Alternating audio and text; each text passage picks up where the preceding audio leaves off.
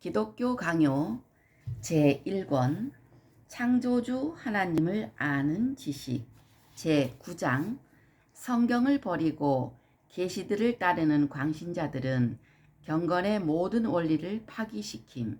1. 성령께 그릇되게 호소하는 광신자들의 오류. 성경을 버리고서 이런저런 다른 길을 통해서 하나님께 도달할 수 있다고 상상하는 자들이 있으나 이들은 오류에 사로잡혀 있는 것이 아니고 광란의 상태에 있는 것으로 보아야 할 것이다. 최근 아주 경솔한 사람들이 일어나서 성령의 우월성을 굉장히 과시하면서 성경을 읽는 행위 자체를 완전히 거부하고 또한 여전히 성경을 따르는 자들, 그들의 표현대로 하면 스스로도 죽어 있고 또한 영혼을 죽이는 율법 조문을 따르는 자들의 단순함을 조롱하고 있다. 그러나 나는 그들을 감동시켜 그렇게도 높이 끌어올려서 감히 성경의 교리를 유치하고 조잡한 것으로 경멸하게까지 만드는 그 영이란 게 무엇인지를 그들에게서 알고 싶다. 만일 그것이 그리스도의 영이라고 대답한다면 그런 그들의 확신은 그야말로 우스꽝스러운 것이다. 그리스도의 사도들과 초대교회의 다른 신자들이 다른 영에게서 조명하심을 받은 것이 아니라는 것은 그들도 인정할 것이라 생각된다. 그러나 그들 중에서 그렇게 조명하심을 받아 하나님의 말씀을 멸시하게 된 사람은 단 한 사람도 없었다. 그들의 글들이 훌륭하게 입증해 주듯이 오히려 각 사람마다 모두 그 말씀을 더욱 높이 받들었던 것이다. 이사야 선지자가 이미 이 사실을 예언한 바 있다. 그는 내 위에 있는 나의 영과 내 입에 둔 나의 말이 이제부터 영원하도록 내 입에서와 내 후손의 입에서와 내 후손의 입에서 떠나지 아니하리라. 이사야서 59장 21절 말씀이라고 했는데 그는 여기서 고대의 백성들을 마치 이제 겨우 초보를 배우는 것처럼 외형적인 교리에만 묶어놓지 않고 오히려 그리스도의 통치를 받는 새 교회가 성령으로 말미암아 다스림을 받는 것은 물론 동시에 하나님의 말씀으로 다스림을 받는 데에서 참되고 완전한 복을 누리게 될 것임을 가르치고 있는 것이다.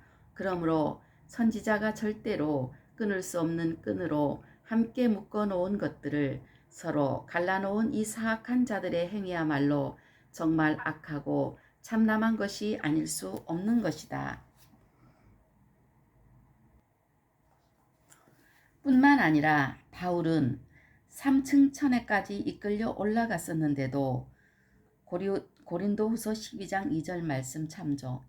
율법과 선지자들의 가르침에서 교훈받기를 그치지 않았을 뿐 아니라 탁월한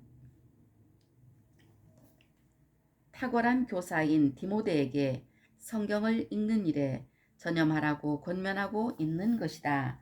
디모데전서 4장 13절 말씀 참조. 또한 그가 성경을 높이 찬양하고 있다는 사실도 기억할 만한 가치가 있다. 모든 성경은 교훈과 책망과 바르게 함과 의로 교육하기에 유익하니 이는 하나님의 사람으로 온전하게 하며 디모데후서 3장 16절로 17절 말씀 참조. 그러니 하나님의 자녀들을 그 궁극적인 목적지에까지 인도해주는 이 성경을 가리켜서 그저 일시적으로만 효용 가치가 있다는 식으로 꾸며댄다면 그것이야말로 마귀의 장난에 사로잡힌 것이 아니고 무엇이겠는가.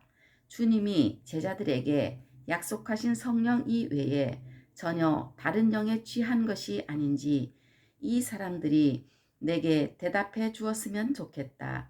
그들이 완전히 미쳐 있지만 그래도 그들이 이것을 자랑할 정도로 광신에 완전히 빠져 있지는 않을 것이라 생각된다. 주께서 성령을 약속하시면서 그 영이 어떤 분이라고 말씀하셨는가? 스스로 말하지 않고 말씀으로 전해받는 것을 제자들의 마음에 알리시는 분이라고 하시지 않는가? 요한복음 16장 13절 말씀 참조. 그러므로 우리에게 약속된 성령은 전혀 들어보지도 못한 새로운 계시를 만들어 내거나 어떤 새로운 종류의 교의를 조작해 내어서 우리로 하여금 이미 인정된 복음의 교의에서 떠나게 만드는 그런 분이 아니시고, 오히려 복음으로 말미암아 제시되는 바로 그 교의를 우리 마음에 인쳐주시는 그런 분이신 것이다. 이 성령은 반드시 성경과 일치하심. 이로써 우리는 하나님의 영으로부터 유익에 얻기를 진정 바란다면 우리가 성경을 읽고 그 말씀을 경청하는 일에 힘써야 한다는 것을 곧바로 깨닫게 된다. 또한 복음의 빛이 비춰졌으므로 이제는 선지자들의 가르침이 복음으로 대체되었다고 볼 수도 있는 상황에서 선지자들의 가르침에 주의를 기울이는 사람들의 열심을 베드로가 칭찬하는 데서도 이 점을 잘 볼 수 있다. 베드로후서 1장 19절 말씀 참조. 그러나 반대로 그 어떠한 영이라도 하나님의 말씀의 지혜를 지나쳐버리고 다른 교리를 우리에게 제시한다면 그 영은 헛되고 거짓된 영이라 의심을 받아 마땅한 것이다. 갈라디아서 16장 9절 말씀 참조. 그렇다면 무엇인가? 사탄이 자기를 광명의 천사로 가장하고 있으니 고린도후서 11장 14절 말씀 참조. 지극히 명확한 증표로서 성령을 분별하지 않는다면 대체 어떻게 성령께서 우리 가운데서 권위를 시행할 수 있겠는가? 그러므로 우리 주님은 친히 그의 음성으로 가장 명확하게 성령을 우리에게 지시해 주신 것이다. 그런데도 이 비참한 사람들은 성령을 주님에게서 찾지 않고 자기 자신들에게서 찾고 있으니 자기들 스스로 멸망을 자처하고 있는 것이다. 그러면서도 그들은 만물이 성령께 복종해야 하는데 하나님의 성령 자신이 성경에 예속된다는 것은 있을 수 없는 일이라고 주장한다. 마치 성령이 언제나 완전히 동일하시고 모든 점에서 변화가 없이 언제나 시종여일하신 것이 그에게 치욕이 되기라도 하는 것처럼 말이다. 그러나 분명히 말하건대 혹시 성령을 사람이나 천사나 기타 다른 무엇의 규범대로 판단한다면 그것을 성령을 비하하는 처사라고 혹은 그를 속박하는 처사라고 말할 수 있겠지만 성령을 그 자신과 비교한다면 그를 그 자신 속에서 바라본다면 과연 누가 그것이 성령을 부당하게 대하는 것이라고 말할 수 있겠는가? 물론 성령을 테스트하는 일이기는 하다. 그렇지만 그 테스트를 통해서 성령께서는 자신의 위엄을 우리 가운데 세우시기를 기뻐하시는 것이다. 성령께서 우리 속에 들어와 임재하시는 것으로 우리는 만족해야 마땅하다. 그러나 사탄의 영이 성령을 빙자하여 숨어 들어오지 못하도록 성령께서는 우리로 하여금 성경 속에 새겨 놓으신 그 자신의 모습을 통해서 그 자신을 알아보도록 하신 것이다. 그분은 성경의 저자이시며 동시에 그는 자기 자신과 다르게 변하실 수가 없다. 그러므로 그는 자신이 성경에 자기 자신을 계시해 놓으신 그대로 언제나 계시는 것이다. 성령께서 자기 자신에게서 물러서시거나 혹은 타락하시는 것이 그에게 존귀한 일이라고 생각하지 않는 한 이러한 사실은 결코 그를 모욕하는 것이 아닌 것이다. 3. 성령과 말씀은 함께 역사함. 그들은 우리가 죽이는 문자에 집착한다면 우리를 비방하지만 자기들 자신은 이 문제에서 성경을 멸시하는 것에 대한 대가를 톡톡히 치르고 있다. 바울은 거기서 고린도후서 3장 6절 말씀에 거짓 사도들과 싸우고 있는 것이 분명하다. 그 거짓 사도들은 그리스도 없이 율법을 강조하여 사람들에게서 새 언약, 이 새 언약에 의하여 주님은 그의 법을 신자들의 속에 두며 그들의 마음에 기록하시는 것인데, 예레미야 31장 33절 말씀 참조.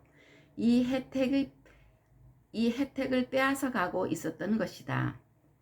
그러므로 그리스도의 은혜에서 끊어진 상태로 마음은 그냥 내버려 두고 그저 귀에서만 소리를 울리게 되면 율법 조문은 죽은 것이요 주님의 율법은 그 독자들을 죽이는 것이 된다고 말씀하셨습니다. 고린도후서 3장 6절 말씀 참조.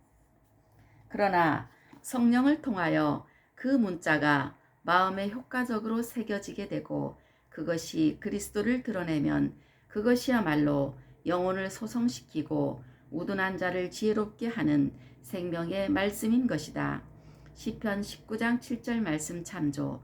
뿐만 아니라 사도 바울은 바로 그곳에서 자신의 설교를 가리켜 영의 직분, 고린도후서 3장 8절 말씀 참조, 영의 직분이라고 부르고 있다. 곧 성령께서 성경에서 표현하시는 그의 진리 속에 내재하고 있으므로 그 말씀에게 정당한 존경과 위엄을 돌릴 때에 비로소 성령께서 그의 능력을 드러내신다는 뜻인 것이다. 조금 앞에서 말한 내용은 성령의 내적 증거를 통해서 확증되지 않는 이상 말씀, 즉 조금 앞에 말한 내용은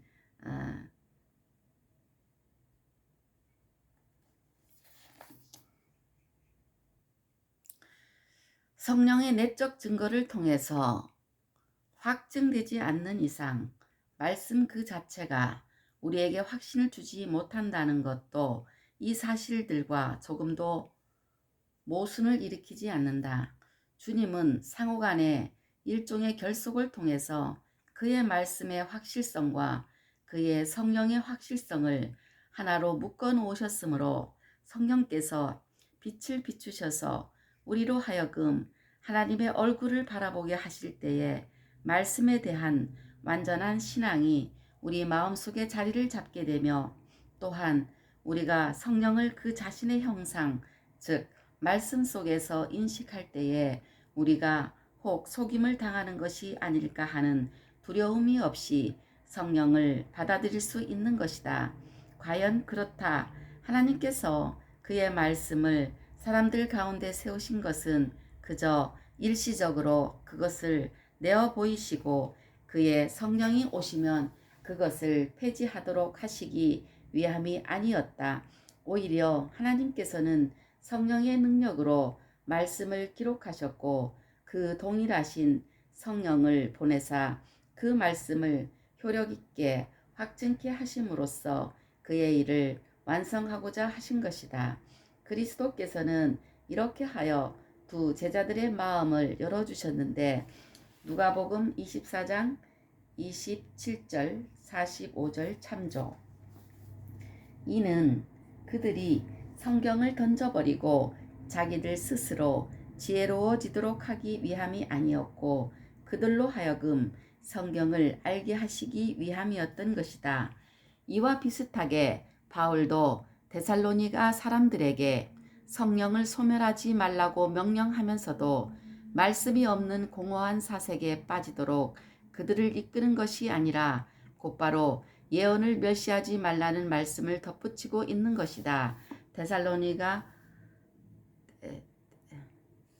데살로니가전서 5장 19절에서 20절 말씀 참조. 그는 분명 이 말씀을 통해서 예언이 멸시를 당하면 그 순간 성령의 빛이 소멸된다는 것을 암시하고 있는 것이다.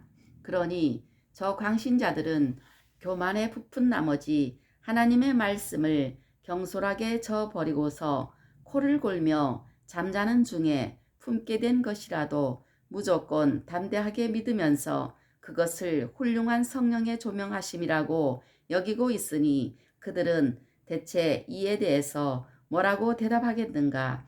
하나님의 자녀들로서는 이런 것과는 전혀 다른 진지함이 있어야 한다.